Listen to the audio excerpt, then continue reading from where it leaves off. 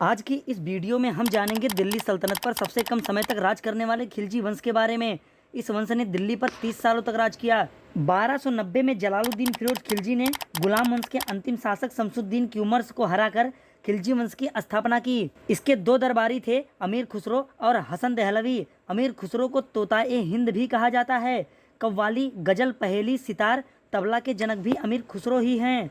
दिल्ली की गद्दी पर जलालुद्दीन ने 1290 ईस्वी से 1296 ईस्वी तक राज किया। उसके बाद उसके भतीजे अलाउद्दीन खिलजी ने इसकी हत्या करवा दी और खुद गद्दी पर बैठ गया।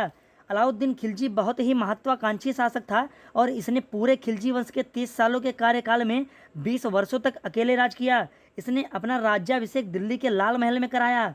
अलाउद्दीन ने अपने आप को यामीन उल खिलाफत नासरी अमीर उल मोमिन बताया और इसने द्वितीय सिकंदर ए सानी की उपाधि प्राप्त की। अलाउद्दीन खिलजी ने एक विजय अभियान की शुरुआत की और उसके विजय अभियान में 4 सेनापति थे।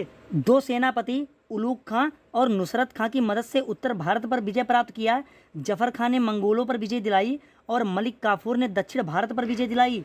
अलाउद्दीन खिलजी ने 1298 ईस्वी में गुजरात के राजा कर्णदेव को हराया और उनकी पत्नी से शादी कर ली और यहीं से मलिक काफूर को 1000 दिनार देकर खरीद लिया। मलिक काफूर को 1000 दिनारी भी कहा जाता है। 1301 के रणथंभौर अभियान में रणमूल और रतिपाल, जो हम्मेर चौहान के विश्वसनीय सेनापति थे, उन्होंने धोखा दे दिया, जिससे अलाउद्दीन की एक और जीत हुई। अलाउद्दीन ने 1303 ईस्वी में एक और अभियान चलाया जो उसके शासनकाल का सबसे बड़ा अभियान था और उसने वह अभियान चित्तौड़गढ़ पर चलाया था। महान राजा राणा रतन सिंह जी चित्तौड़गढ़ के राजा थे और उनकी दूसरी पत्नी रानी पद्मनी थीं। राजा राणा रतन सिंह के 2 वीर सैनिक गौरा और बादल थे। रानी पद्मनी के कहने पर उनके ही राज्य से निकाले गए राघव चेतन व अन्य नाम दामोदर कवि ने अलाउद्दीन खिलजी से मिलकर गद्दारी कर दी और मेवाड़ की राजधानी चित्तौड़ पर आक्रमण के दौरान राणा रतन सिंह की मृत्यु हो जाने के कारण रानी पद्मनी ने 1600 दासियों के साथ जौहर कर लिया। अपने आप को आग के हवाले करना जौहर कहलाता है। रानी पद्मनी की कहानी का आधार 1540 ईस्वी में मलिक मोहम्मद जायसी द्वारा लिखी गई पुस्तक पद्मावत में है। अलाउद्दीन पहला सुल्तान था जिसने भूमि की पैमाइश कराकर लगान वसूलना शुरू किया और उसने इसके लिए एक अलग विभाग दीवाने मुस्तखराज की स्थापना की और इसने उपज का 50% भूमि कर के रूप में निश्चित किया। अलाउद्दीन के द्वारा लगाए गए 2 नए कर थे, घरी कर जो घरों और झोपड़ियों पर लगाया जाता था और दूसरा कर चराई कर जो दुधारू पशुओं पर लगाया जाता था।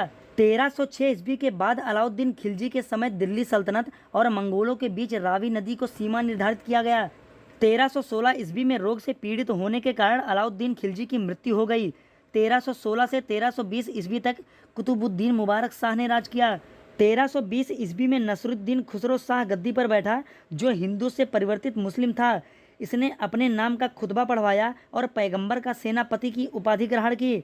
इसके विरोधियों ने इसे इस्लाम का शत्रु भी कहा। नसरुद्दीन खुसरो शाह खिलजी वंश का अंतिम शासक था। 1320 ईस्वी में ही गाजी मलिक तुगलक या गयासुद्दीन तुगलक ने एक नए वंश की स्थापना की जिसका नाम तुगलक वंश था।